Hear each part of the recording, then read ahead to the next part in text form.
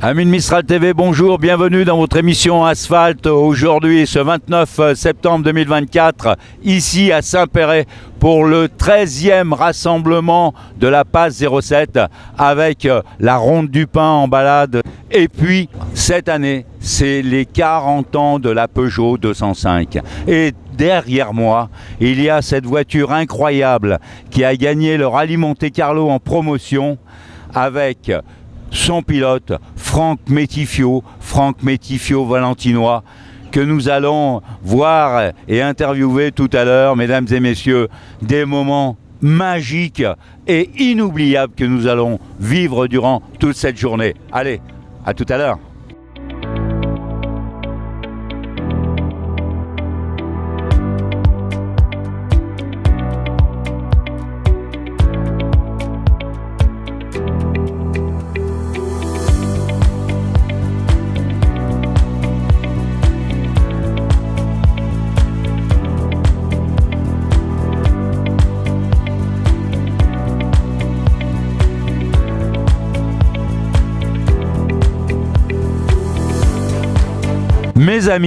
Mes amis de Mistral TV, Vincent Bruscio, mesdames et messieurs, je vous le présente, un retraité heureux, voilà. Un retraité qui toute sa vie, mesdames et messieurs, a roulé en Alpine, enfin, mais dans toutes les voitures les plus rapides qui ont été produites en France, oui. Car ce brave homme a été toute sa vie dans la brigade d'intervention autoroutière, mesdames et messieurs. Voilà. Mais Vincent a un humour incroyable. Nous avons passé des moments inoubliables. Ah oui. Un humour à la hauteur des responsabilités. Absolument. Et des anecdotes incroyables.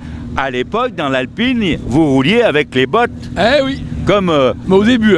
Oui, au début, parce que pour monter avec les bottes et conduire, c'était quand même difficile. Puis quand tu freinais, tu appuyais sur 3 pédales, c'était pas bien. C'était pas bien. Non, on a changé après. La première voiture que tu as pilotée, on va dire, sur l'autoroute qui vous a été confiée, c'était quoi? Une Matra Jet. Ah oui, d'accord. La première, c'est la Matra Jet. Alors Matra Jet, après? Après, il y a eu Alpine, oui. à 110. Après, les Alpines à 310. Après, on a eu les DS à compresseur. D'accord. Les CX Turbo. Oui, qui marchaient très fort. Voilà. Qu'est-ce qu'il y a eu encore? On a eu des R12 Gordini aussi, banalisés, qui étaient pas mal. Bon. En aluminium.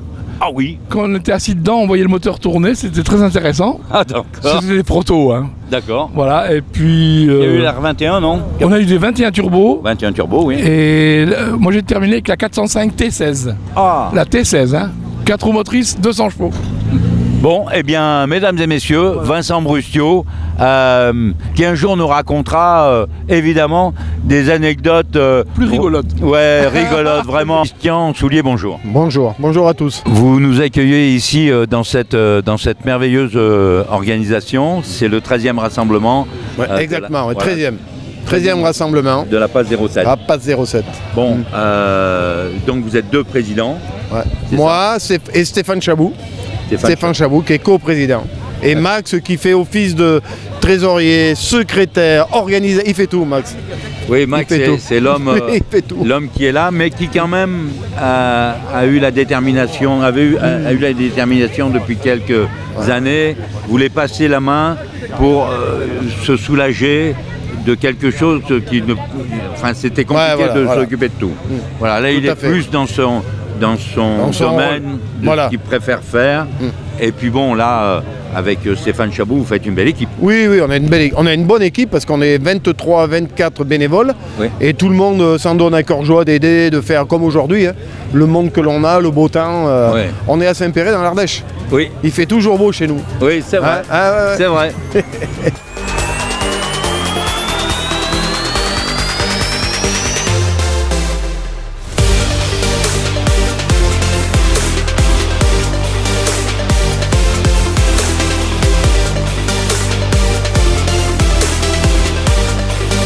Sous le soleil, on va se régaler aujourd'hui. Je vais essayer de pas aller trop vite parce qu'il y a la télé avec.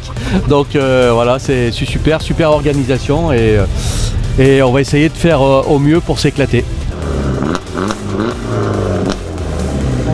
Je suis venu voir les voitures, un peu, les belles voitures dans le temps. La Dauphine que mon frangin avait, comme ça, là.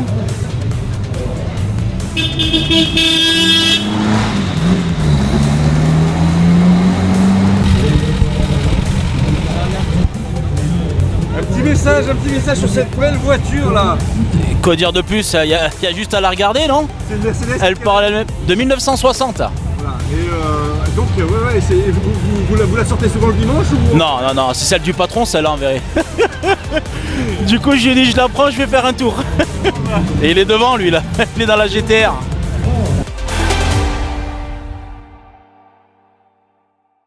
J'ai eu l'immense honneur, le plaisir incroyable et la chance inouïe d'avoir ouvert pendant ce rallye Monte-Carlo 1995, donc 86, pourquoi 95, n'importe quoi, 86, 1986, ce vainqueur du rallye Monte-Carlo en promotion. J'étais avec mon compagnon et pilote, mon ami Philippe Chevalier. N'était pas mon compagnon, s'il faut faire attention aujourd'hui de ne pas fourcher sa langue, mais bon, ça n'a pas beaucoup d'importance, on s'aime énormément de toute façon. Philippe Chevalier qui était donc mon pilote, et nous avons ouvert, mesdames et messieurs, les spéciales du rallye Monte-Carlo à ce moment-là.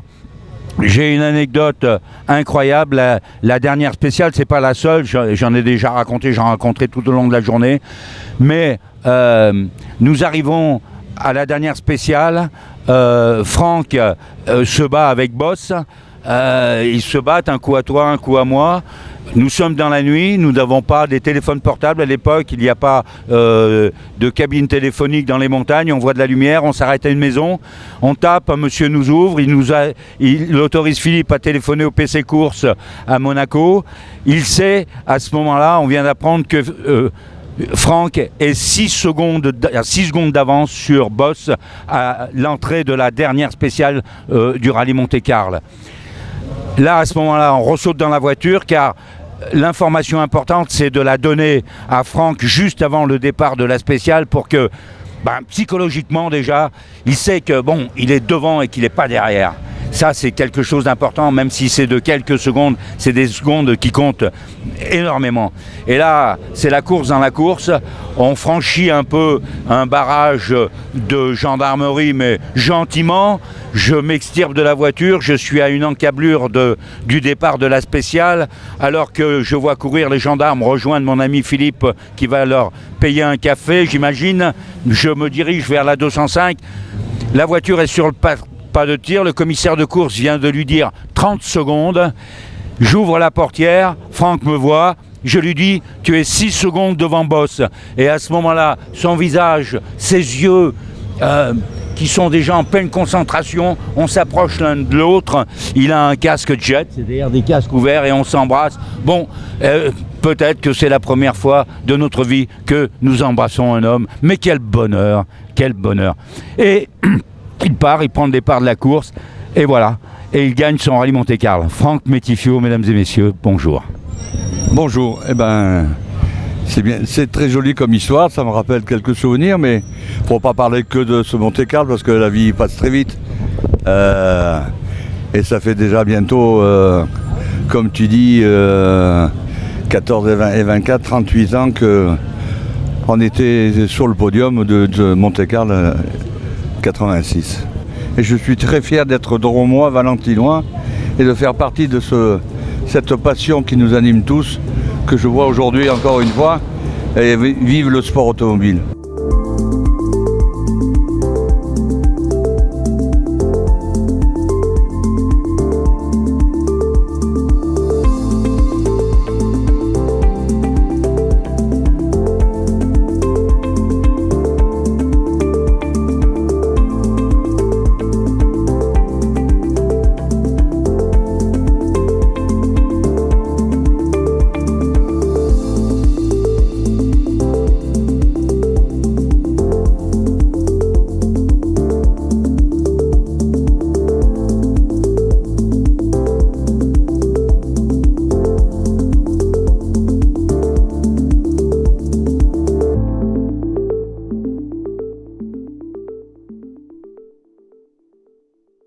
là, mesdames et messieurs, très chers amis, dans votre émission Asphalte, un moment exceptionnel. Yves Jouhany que vous connaissez, que vous reconnaissez, et pour ceux qui ne le savent pas, une des figures emblématiques du rallye Monte-Carlo historique à Entraigues, avec son restaurant où, eh bien, depuis 1964...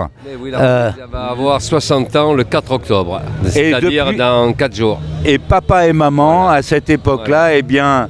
le rallye Monte-Carlo passe devant et ils font une tarte aux pommes qu'ils distribuent à tous les concurrents. L'histoire, pour ceux qui ne la connaissent pas, c'est un certain Jean-Claude Andruet qui s'arrête en reconnaissance, qui est affamé, il est tard le soir, tout est fermé, il s'arrête, papa et maman sont là, ils sont déjà restaurateurs. Et ma sœur Yvette. Et ils le font. Et ma sœur Yvette qui était là aussi. Et, voilà. Et ta sœur Yvette. Et ils le font manger. Tout à fait. Et là, voilà. Le petit Yves tombe dans le tonneau, il fait ses premières tours de roue avec Jean-Claude Andruet. Oui, sur une rue de Gordeny, oui. Voilà. Il lâche son travail qui est professeur d'éducation physique au lycée technique à Romans pour venir continuer la tradition du restaurant Entraigues. Il devient évidemment... Comme c'est un très grand sportif appliqué, un immense pilote ardéchois qui donne du fil à retordre à tous ceux qui veulent en découdre avec lui. C'est notre référence quand on venait courir. Il fallait venir taper Yves Jouhany dans ce spécial Le Moulineau Entraigues. Bon, peu d'entre nous y sont arrivés. Il y en a certains, mais bon, ça c'est le sport. Mais bon, voilà, Yves Jouhany donc, est parmi nous. Et puis, il a rejoint et dédicace son livre aujourd'hui, son deuxième livre d'ailleurs. Ben, merci à vous et merci à Saint-Péret, au Pass 07 qu'on appelle, voilà, de m'inviter chaque année. Je suis un peu le parrain de cette manifestation.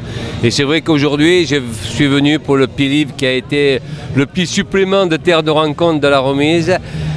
Les quelques témoignages de tous les plus grands pilotes et amis qui ont voulu faire, ils ont voulu faire entendre un petit peu comment dirais-je, leurs commentaires et puis leur rencontre avec mon papa et ma maman. Et ce petit livre des 60 ans de la remise, c'est le témoignage de tous ces gens-là, voilà.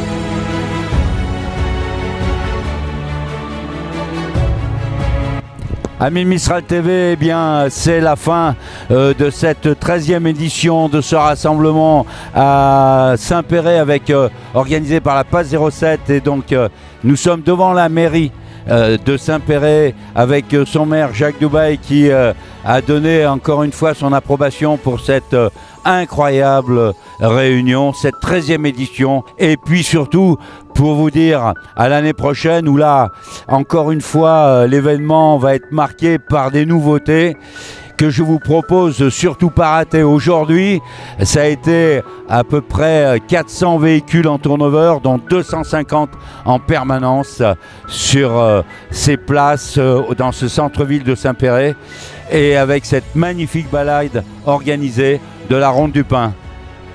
Amis de Mistral TV, avec tous les bénévoles et les présidents donc de la Pass 07, nous vous saluons, nous vous donnons rendez-vous à l'année prochaine.